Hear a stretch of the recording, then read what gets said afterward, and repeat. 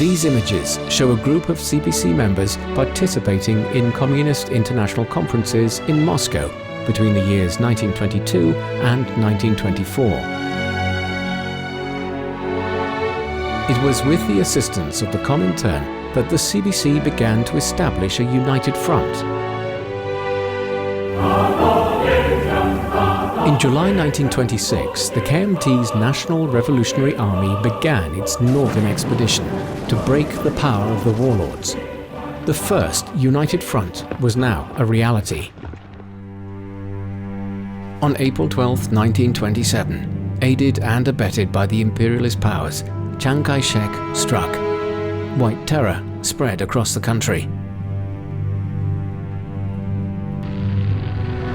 The fight back began in the small hours of August 1st, 1927. That morning, led by the CPC, 20,000 soldiers rose up. The first shots of armed resistance to the KMT reactionaries in Nanchang had been fired. 6 days after the Nanchang Uprising began, the CPC Central Committee secretly convened in Hankou. This has gone down in history as the August 7th meeting. Mao Zedong was one party figure who laid particular stress on the need for continued military action. Political power, he memorably observed, grows out of the barrel of a gun. With the army fully reorganized, Mao marched on Jinggangshan area on October 27, 1927. The struggle for the revolutionary base areas had begun.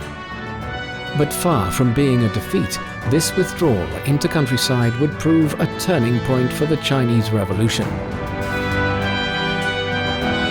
More than 100 armed uprisings took place during this period. Many young CPC members died bravely before they'd even bid their families farewell.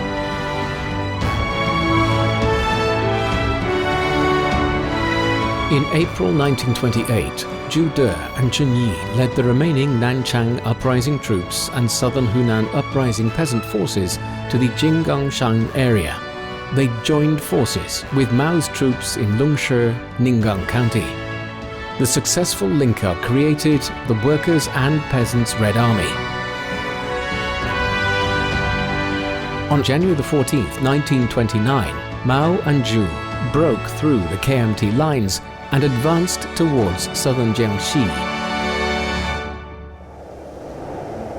On December 28, 1929, the Gutian Congress was held in Fujian. It placed party and army building on a firm ideological footing and reaffirmed absolute party control over the People's Army. At a critical moment for the revolution, the Chinese Communists, represented by Mao Zedong, discovered a revolutionary road. Encircle the cities from the rural areas, then seize nationwide power with armed force. The spirit of Jinggangshan and that of the Soviet area, formed during the exploration of this road, are timeless, carrying as they do the original aspirations and missions of the CPC. They continue to foster the CPC's great revolutionary spirit to this very day.